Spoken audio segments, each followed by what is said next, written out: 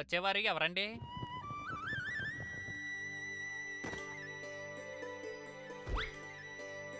ఇంతకు ముందు ఈ మనిషిని విజయనగరంలో చూసిందే లేదే?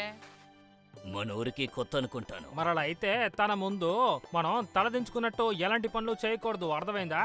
ఇతర ప్రదేశాల వాళ్ళకి తెలిస్తే తెలియనివ్వండి.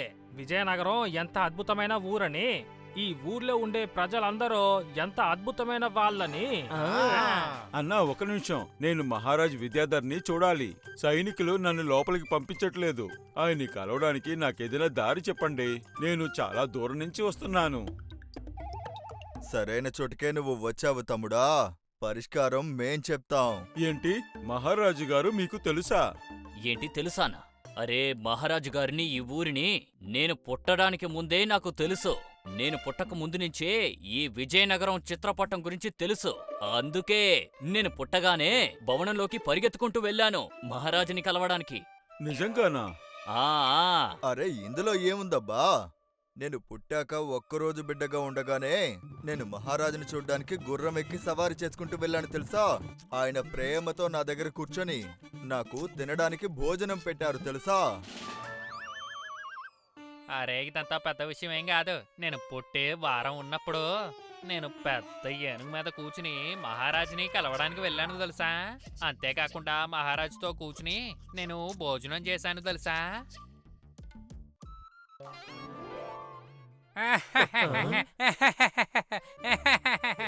అసలు మీకు ఏమైంది బ్రిచ్చన్న? నేను చెప్పిన విషయంలో మీకు నమ్మకం లేదా? అరే కాదు కాదు, నాకందులో నమ్మకం ఉంది. అరే నేనేం ఆలోచించానంటే, ప్రతి చిన్న విషయానికి మీరు పడి పడి నవ్వుతున్నట్టు అనిపిస్తోంది. అంతే, ఇంకేం కాదు. నా కథ గురించి మీరు వింటే గనక మీరందరూ ఎక్కడికి పోతారు? అలాగా, అయితే మీ కథ చెప్పండి. నీకది తెలుసా? నేను పుట్టి 1 నెల పిల్లాడుగా ఉన్నప్పుడు నేను ఒక పక్షిలాగా ఎగిరి అలా నేను రాజభవనానికి వెళ్ళిపోయానట తెలుసా. అది కూడా ఎంతో మెల్లగా. మహారాజు గారు నన్ను రాజభవనం తోటలో చూసి నన్ను ఆయన భవనం లోపలికి తీసుకువెళ్లి ఆయన సింహాసనం మీదే కూర్చోపెట్టారు. ఆ విషయం మీకు తెలుసా? అలాగైతే మీ అందరికీ మహారాజు గారు బాగా తెలుసనమాట, అంతేనా? అరే అవును, సందేహమా ఏంటి? అయితే మంత్రి గారికి కూడా మీరందరూ బాగా తెలుసనమాట.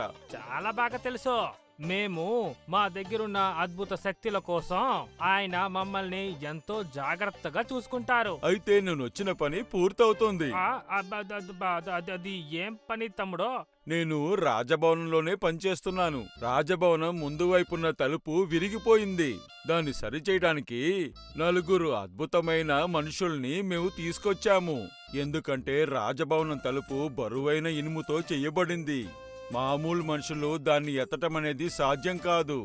వాళ్ళు పనిచేయడానికి బంగారాన్ని తీసుకున్నారు, కానీ పని ముగించకుండా రాజభవనం వదిలేసి పారిపోయారు. మహారాజు గారు వాళ్ళని కనిపెట్టడానికే నన్ను పంపించారు. ఓ అలాగా. If you like this video, subscribe to our channel Murthy Media.